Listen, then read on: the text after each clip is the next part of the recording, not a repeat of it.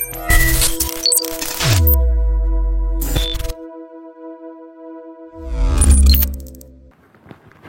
معي وجه قابل بسوى حسن ظني فيك يا ربي، فارحمني ولا تمتحني. ما معي وجه قابل بسوى حسن ظني فيك يا ربي، فارحمني ولا تمتحني. تبت يا ربي فاقبل توبتي واعف عني، وامحو ذنبي وسامي كل تقصير مني. خافت من عاقبة أمري فجد لي بأمني، مع فضل وإحسان وجود ومني. من عثرتي يا ربي منها أقلني، زاد ذنبي ومن كثر الخطا حار ذهني. ادرك بتاج للفرج وانتكرني، واعطني علم منك يا إلهي لدني.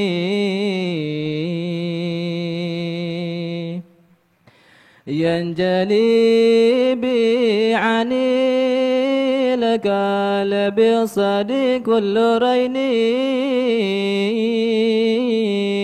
يا سميع الدعاء سألك استجيب واستمعني.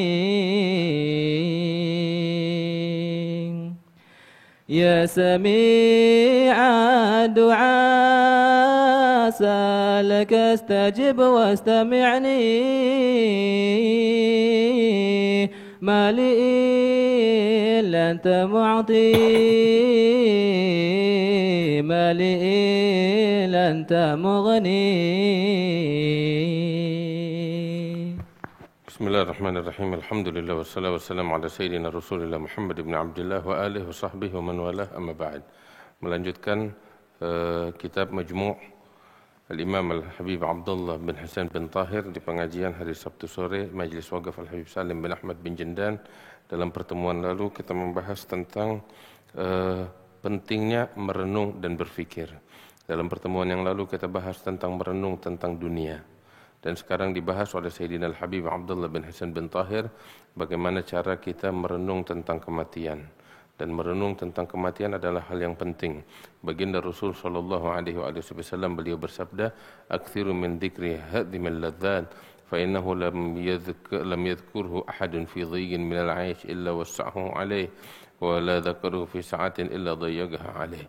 Nabi sallallahu alaihi wasallam mengatakan, perbanyaklah oleh kalian mengingat kematian, karena sesungguhnya kematian tidak diingat oleh orang yang sibuk dengan dunianya, yang panjang angan-angan dan cita-citanya, melainkan akan membuatnya berpaling dari dunia dan akan sibuk kepada akhirat. Nah, dan Nabi mengatakan, wala yadhkuruhu fi qalilin illa katsarah. Dan orang yang amal ibadahnya sedikit ketika mengingat kematian, maka akan membuatnya banyak beramal saleh. Hadirin yang dimuliakan oleh Allah Subhanahu wa taala. Karena itu perbanyak oleh kita mengingat kematian. Atur waktu kita. Di dalam sehari semalam kita hendaknya kita mengingat akan kematian. Bukan kita pegang tasbih sambil menyebut mati, mati, mati, mati. Bukan begitu cara kita mengingat kematian. Tetapi kita merenungkannya, berpikir tentang kematian. Kematian pasti datang, pasti datang. Itu adalah sunnatullah. Allah Ta'ala menyatakan di dalam Al-Quran, kullu nafsin dha'iqatul maut. Setiap yang bernyawa pasti akan mencicipi kematian. Wa innama tuwaffawna ujurakum yaumal qiyamah. Dan ganjaran dari amal perbuatan kalian akan disodorkan oleh Allah Subhanahu wa taala pada hari kiamat. Faman zuhziha 'anil nar wa udkhilal jannata faqad faz. Mereka yang diselamatkan oleh Allah dari api neraka, yang dibebaskan oleh Allah dari api neraka, dimasukkan oleh Allah ke dalam surga, maka sungguh merekalah yang telah meraih kesuksesan. Kehidupan dunia, harta, jabatan tinggi, karir yang dianggap sebagai suatu kesuksesan oleh banyak manusia, itu semua wa mal hayatud dunya illa mata'ul ghurur. Pernak-pernik dunia enggak lain hanyalah kehidupan dunia, enggak lain hanyalah pernak-pernik yang menipu, dan banyak yang tertipu. Hadirin yang dimuliakan oleh Allah Subhanahu wa taala, kematian pasti datang. Yang jadi permasalahan penting bukan kematian itu, dan kematian itu ya tanpa sebab. Penyakit itu cuman sekedar iming-iming kita aja, hiburan bakal kita kalau kematian ada sebabnya. Tapi pada hakikatnya penyebab utama kematian adalah hidup. Itu penyebab utama daripada kematian adalah hidup. Orang yang hidup ya berarti dia bakal mati. Ya, orang yang sakit belum tentu mati. Bisa jadi dia dikasih sehat. Berapa banyak orang yang sakit parah nggak mati-mati, tapi yang sehat malah mati. Atlet sehat mati di usia muda. Berapa banyak orang tua nggak mati-mati sampai mencapai usia 90 tahun, 100 tahun dengan sehat, bugar. Kita kenal banyak orang yang semacam itu. Tetapi bayi baru lahir, menangis sebentar, 10 menit, 15 menit, mati. Jadi enggak lihat usia. Usia bukan sebab, penyakit bukan sebab. Yang menjadi sebab utama adalah hidup. Ketika dia hidup, dia mati. Dan yang perlu kita pikirkan bukan kematian itu. Kematian itu pasti datang cepat atau lambat. Tetapi yang harus kita pikirkan dan renungkan, bagaimana keadaan matinya kita. Dan bagaimana, ya, jadi yang harus kita pikirkan bagaimana keadaan matinya kita, bagaimana usia kita ditutup dalam keadaan apa. Dan yang kedua adalah bagaimana keadaan kita setelah kematian. Itu yang harus kita renungkan.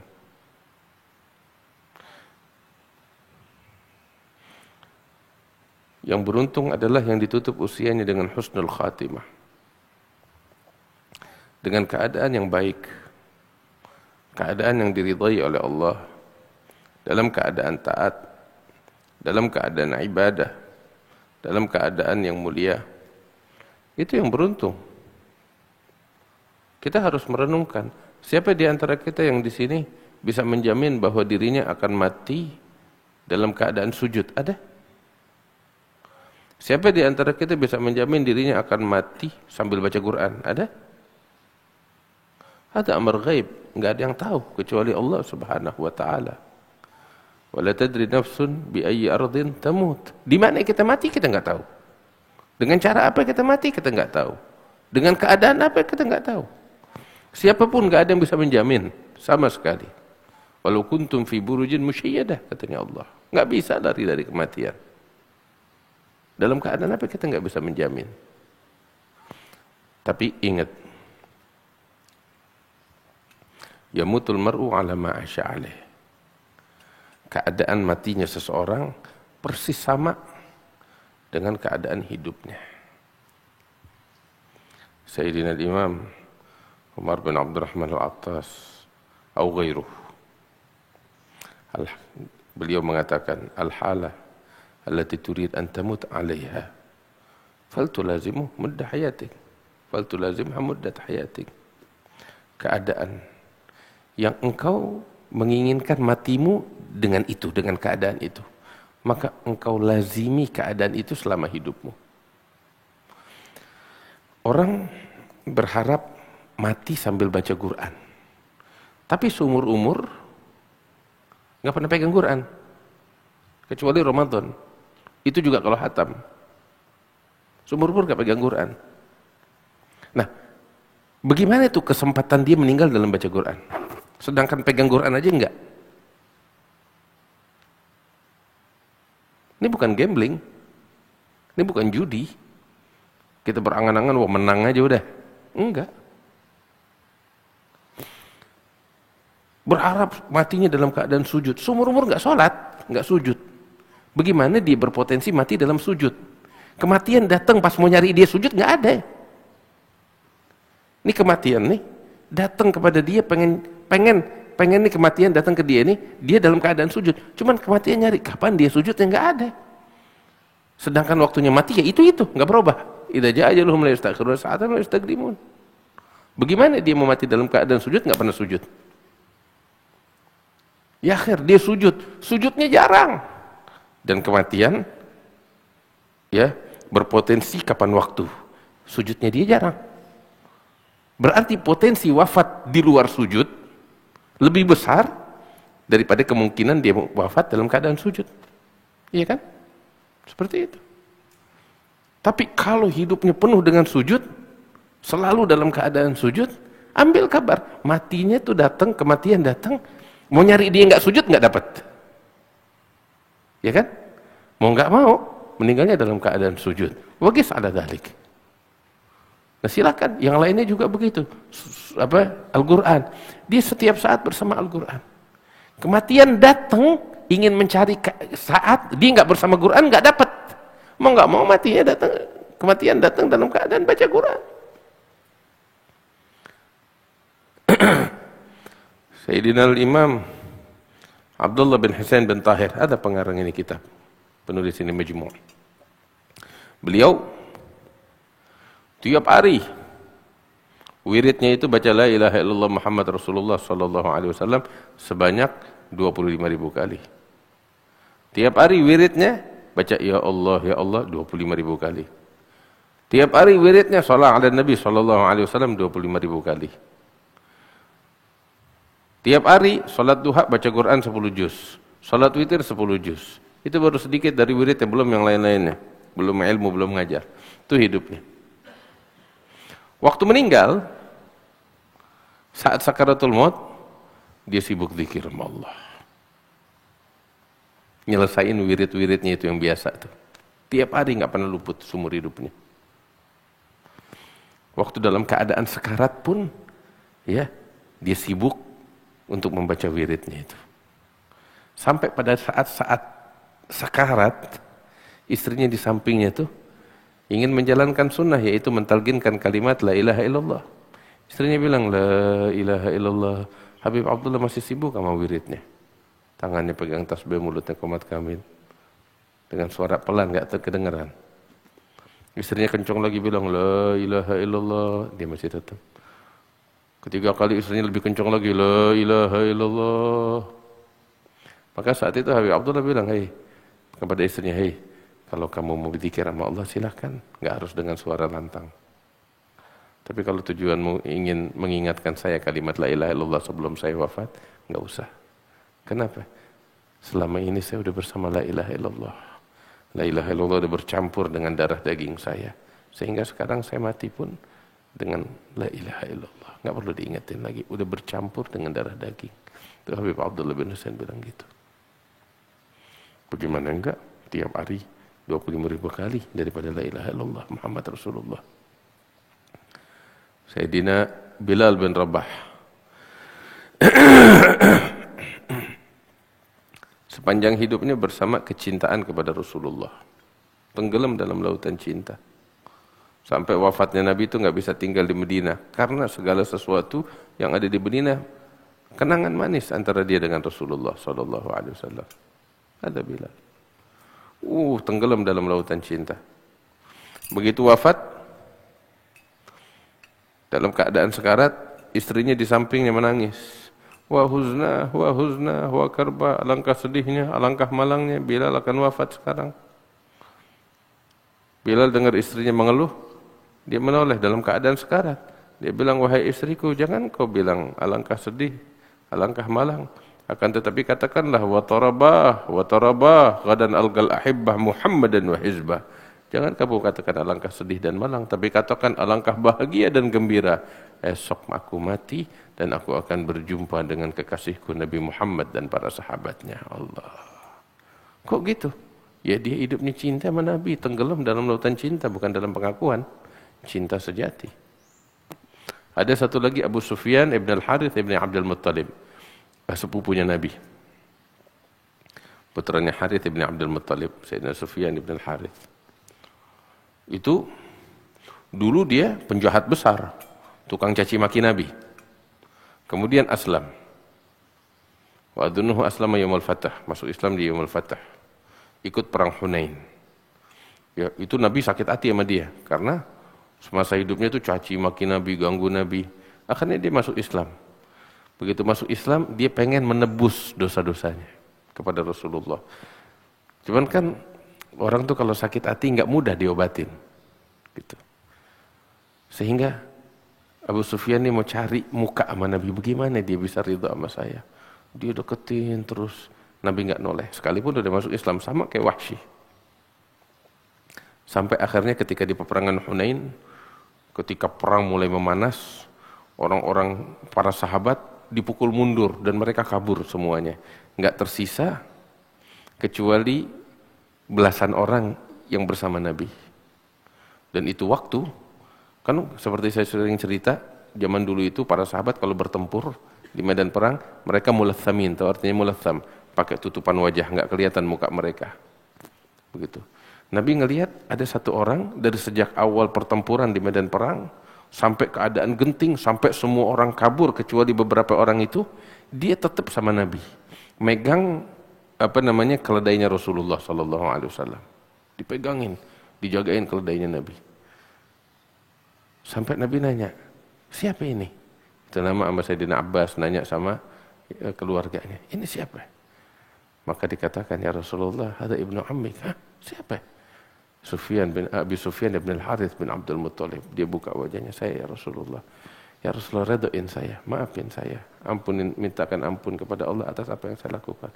Akhirnya ketika Nabi ngelihat ketulusannya, kesungguhannya, Nabi maafin dia. Nabi redoin dia.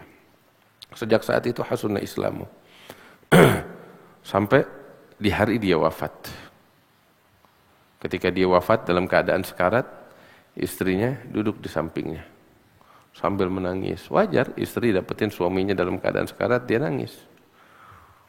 Menangis istrinya. Tiba-tiba Abu Sufyan bin al-Harith ini menoleh ke arah istrinya dan mengatakan, "Wahai istriku, engkau menangis?" "Iya." "Engkau sedih melihat aku mati?" "Iya." Jangan sedih. Aku sudah siap menghadap kepada Allah. Dan ketahuilah, mundu aslamtu mana tagat lisani hadhihi bisayyi'atin qat. Aku sejak masuk Islam, lidahku ini enggak pernah ngucap satu dosa pun. Allah. Sejak masuk Islam, ini lidah enggak pernah ngucap dosa sama sekali. Saya sudah siap menghadap kepada Allah. Meninggal dalam keadaan kayak begitu. Dia tebus dosa-dosanya yang dulu tuh lisannya caci maki Nabi berubah jadi memuji Nabi. Dia belain Nabi. Dia berjuang bersama Nabi hingga ketika wafat dia bilang, "Saya sejak masuk Islam enggak pernah lisan saya mengucap hal yang dimurkai oleh Allah lagi." Nah, itu yang mesti kita renungin. Kita mati dalam keadaan apa?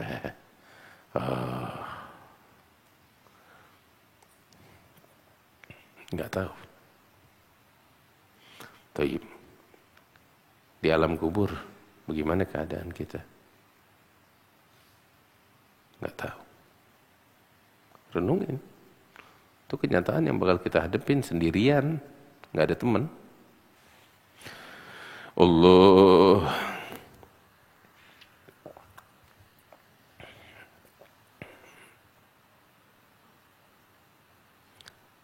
Keadaan yang berat.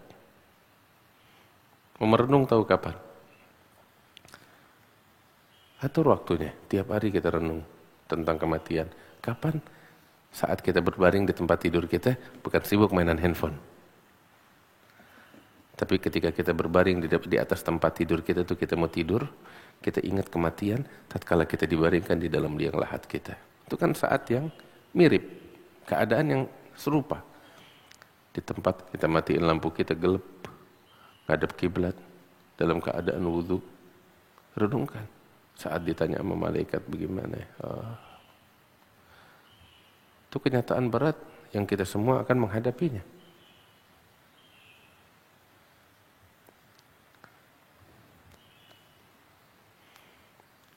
Sayyidina Utsman bin Affan, beliau kalau diceritain tentang keadaan hari kiamat, takut, nangis. Tentang hisab, mizan, dan lain sebagainya. Takut dan nangis. Tapi kalau udah diceritain tentang kubur, ngegerung. Sampai beberapa sahabatnya bertanya, ya Amirul Mukminin, ya Utsman, kalau diceritain tentang kiamat, kamu takut, nangis. Tapi kalau diceritain tentang kuburan, tangisanmu lebih dahsyat lagi. Kenapa? Sayyidina Utsman bilang, sami'tu Rasulullah sallallahu alaihi wasallam yaqul, saya mendengar Rasulullah mengatakan bahwasanya innal qubur atau innal barzakh awwalu manzilah min manazilil akhirah. Al-maut awwalu manzilah min manazilil akhirah. Kematian itu transit pertama dari tempat-tempat singgah di negeri akhirat. Wa man naja fihi fama ba'dahu aisar. Orang yang selamat dikubur, yang selanjutnya mudah baginya. Tapi nggak selamat dikubur, yang selanjutnya lebih berat. Terus tahu gak? Hari kiamat kita rame-rame. Sekalipun berat, menakutkan, tapi kita rame-rame. Bisa nyari pertolongan. Tapi hari di dalam kubur sendirian. Sendirian beneran. Sendirian. Gelap.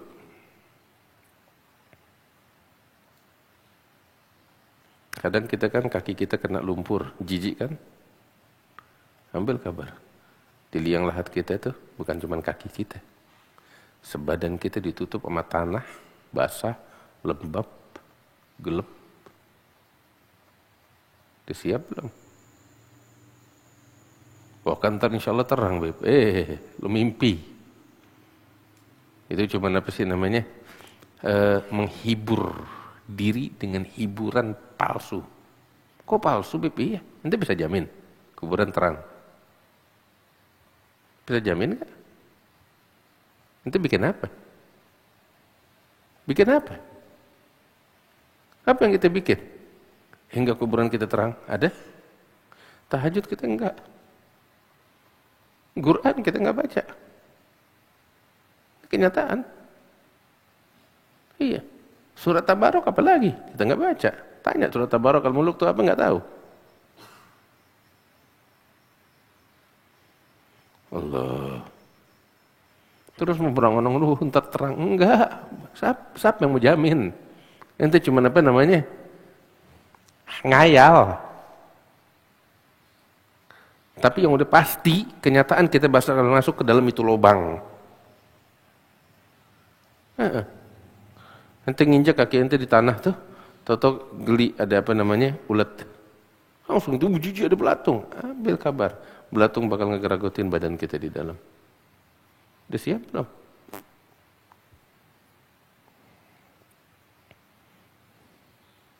Gini. Pernah gak? Ini kita aja nih kita. Pastinya udah pernah. Kita pernah ngerasain ya. Pas malam-malam sekampung mati lampu. Dari PLN-nya, mati lampu sekampung.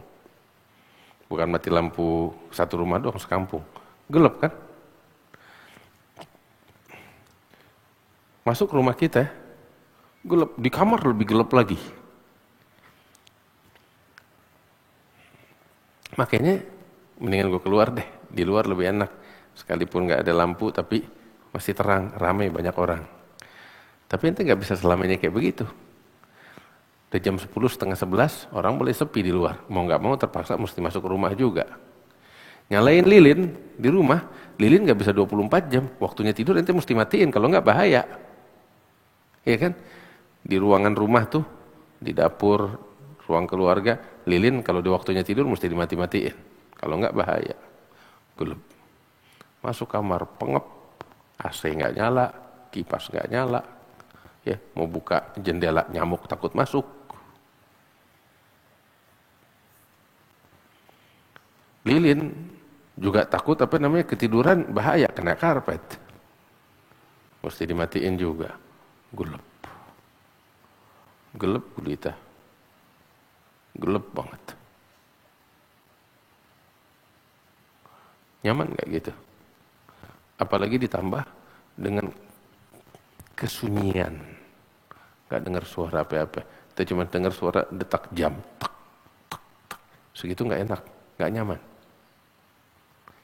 Segitu kita di kamar masih ada bini kita, anak kita ikut nimbrung di situ. Nggak berani tidur di kamar sendirian kalau mati lampu. Tapi segitu kita nggak nyaman, sumpek. Kapan nyala nih lampu? Ini contoh kecil aja. Segitu kita lega. Dan sebentaran, tahu lampu nyala. Oh, alhamdulillah nyala-nyalain AC, mati-matiin yang nggak perlu, tidur lagi enak. Tapi tadi enggak. Dan dalam kubur lebih gelap dari itu. Terus kalau di kamar tuh kan, ya ente nggak bisa tidur kayak gitu, udah deh, biarin anak-anak bini udah pada tidur, gua keluar deh nyari angin. Di kuburan nggak bisa. Nanti di ranjang ada guling yang bisa dipeluk, ya kan? Anak bini ente bisa meluk ente atau ente bisa meluk dia. Tapi dalam kubur apa yang mau dipeluk? Nggak ada.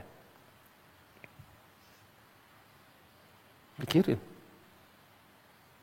Sendirian. Mau keluar nggak bisa. Mau nunggu lampu nyala nggak ada. Nggak ada. Harapan putus asa dari segala harapan.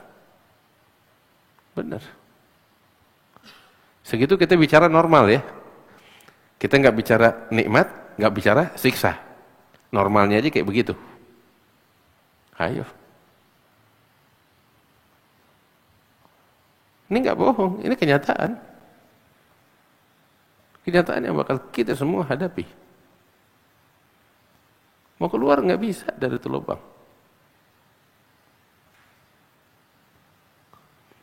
Ada tahu siapa? Kalau saya tidak salah, Al-Imam Al-Baydawi. Pernah satu kejadian menimpa dia. Kalau saya tidak salah, Imam Baydawi atau Ahad Ghairuh.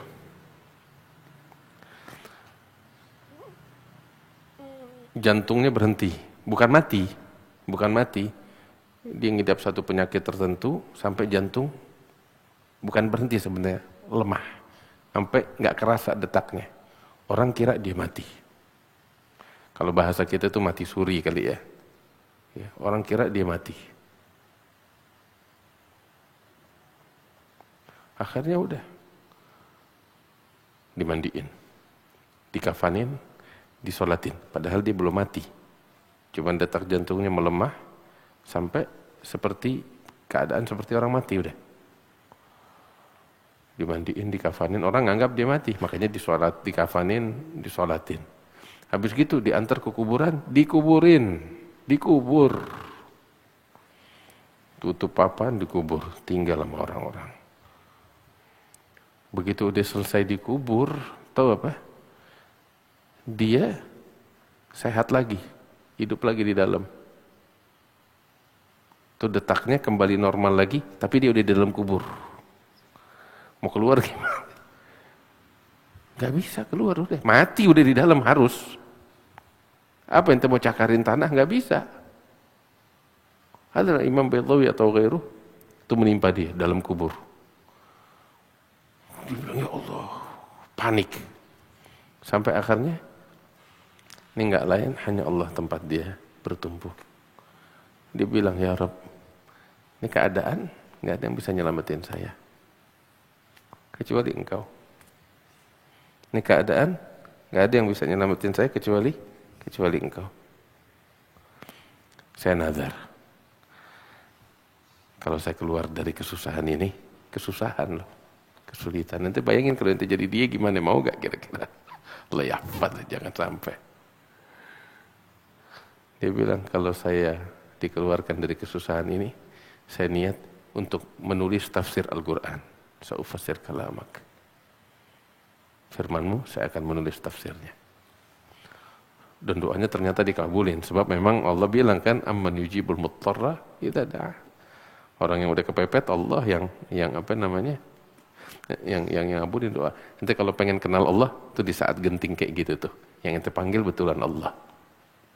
Ente manggil dia sungguh-sungguh betul dari dalam lubuk hati. Allah. Kalau sekarang kita manggil Allah masih bercanda. Masih seperti orang mabok. Tapi itu di saat kayak begitu tuh, itu baru beneran tuh kita manggil Allah. Cuman berat, jangan sampai kita nemuin keadaan kayak gitu, nggak enak. Wal Imam Baydawi bilang, ya Rabb, kalau saya diselamatin, kalau nggak salah Baydawi atau Ghairu ya Qadir. Anda lupa salah satu. Imam Baydawi atau Ghairu. Hasil dia bilang gitu, subhanallah, doanya dikabulin sama Allah. Subhanallah, di kampung itu ya lagi marak sebab kemiskinan melanda kampung itu, sehingga pencurian itu lagi mewabah, lagi marak pencurian karena memang kemiskinan melanda, sampai nggak ada barang yang bisa dicuri kecuali kain kafan. Lagi marak di waktu itu tuh pencurian kain kafan orang meninggal. Jadi orang baru mati, udah tengah malam digali kuburnya masih pencuri, dilucuti tuh kafannya, dicuci lagi untuk dijual tuh kafannya sama si pencuri. Lagi marak keadaan itu. Oh subhanallah, wal Baydawi doa sama Allah, pas keadaan kayak begitu, tengah malam kuburannya digali sama pencuri. Begitu dibuka tuh papan, Baydawi gembira luar biasa. Alhamdulillah, doa saya dikabulkan. Jadi si pencuri kaget. Baydawi jangan kaget, nanti mau ambil loh. Gitu sebagai bentuk rasa syukur. Tapi si pencurinya ketakutan, udah kabur, dikira mayat hidup. Syahid udah selamat Imam Baydawi, sampai akhirnya dia menulis kitab tafsir Baydawi itu. Kalau nggak salah beliau atau orang lain minal mufassirin, saya lupa namanya. Bahasa syahid di sini yang saya ingin sampaikan, nggak enak di dalam. Tuh keadaan normalnya aja kayak gitu nggak enak. Kita belum bicara tentang pertanyaan munkar nakir, siksa kubur dan lain sebagainya. Ya Latif, mudah-mudahan Allah jaga kita, Allah lindungin kita, Allah jadikan kuburan kita raudhah min riyadil jannah. Nggak ada yang bisa kasihani kita, sayangin kita kecuali Allah Subhanahu wa taala di saat-saat semacam itu. Mudah-mudahan Allah ampunin kita. Nah, ini perlu kita fikirkan, perlu kita renungkan. Yang bisa nerangin kuburan kita itu Al-Quran yang kita baca di kegelapan malam, tahajudnya kita. Itu kalau kita renung gitu kan, timbul semangat untuk nerangin kuburan kita, untuk ngasein, dibikin AC itu ke kuburan kita jadi dingin, jadi sejuk. Dengan apa? Dengan amal ibadah. Allah, ya Allah bitaufiq hatta nafiq. Mudah-mudahan Allah bimbing kita ke jalan yang diridainya. Sallallahu alaihi wasallam Muhammad wa ala alihi wasallam. Walhamdulillahirabbil alamin. Anjir. بين كتفيه علامة خاتم الرسل الكرام خاتم الرسل الكرام بين كتفيه علامة بين كتفيه علامة خاتم الرسل الكرام خاتم الرسل الكرام أشرق البدر علينا أشرق البدر علينا واختفى بدر التمام واختفى بدر التمام مثل حسنه ما رأينا مثل حسنه ما رأينا في العراقين وشام في العراقين وشام بين كتفيه علامة بين كتفيه علامة خاتم الرسل الكرام خاتم كرام رب فاجعل مجتمعنا رب فاجعل مجتمعنا غاية حسن الختام غاية حسن الختام واعطنا ما قد سألنا واعطنا ما قد سألنا من عطاياك الجسام من عطاياك الجسام بين كتفيه علامة بين كتفيه علامة خاتم الرسل الكرام خاتم الرسل الكرام واكرم الأرواح منا واكرم الأرواح منا بلقاء خير الأنام بلقاء خير الأنام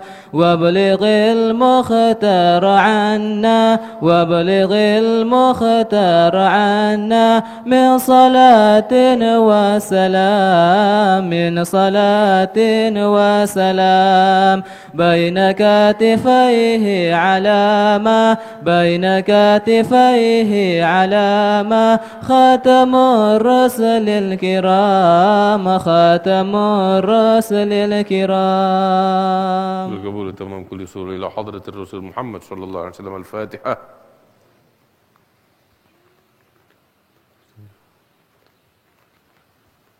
ربنا انفعنا بما علمتنا ربي علمنا الذي ينفعنا ربي فقهنا وفقه لنا وكربت لنا في ديننا وذكر ربي في كل ما ترتضي قولا وفعلا كرما وارزق القول حلالا دائما واخل اتقياء علماء نهض بالخير ونفى كل شر ربنا واصل لنا كل شؤون واجر برضا منك العيون واقض عنا ربنا كل الديون قبل ان تاتينا رسل المنون وفي استر انت اكرم الستار وصلاه الله تنسى المصطفى منير الحق دعانا والوفاء في كتاب فيه للناس الشفاء وعلى اهل الكرام شرفاء وعلى صب المصاب الغرار اللهم اهدنا بهداك واجعلنا ممن سار في رضاك ولا تولنا وليا سوى ولا تجعلنا ممن خالف امرك عصاك حسبنا الله نعم الوكيل ولا حول ولا قوة الا بالله العلي العظيم. يا ربنا اعترفنا بأننا اغترفنا وأننا أسرفنا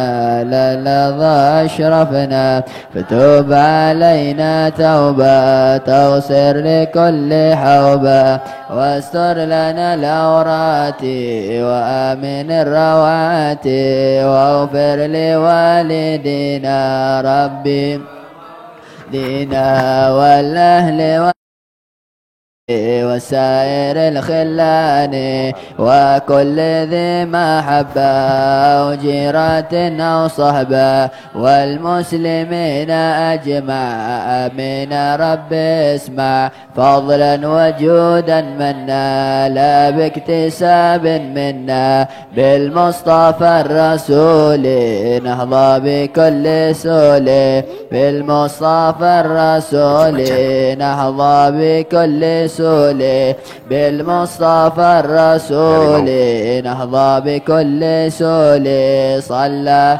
سلم ربي عليه أدى الحبي وآله وصحبه دادا طش صحبي والحمد لله في البدء والتناهي. تفضلوا. Subhanakallahumma wa bihamdika asyhadu an la ilaha illa anta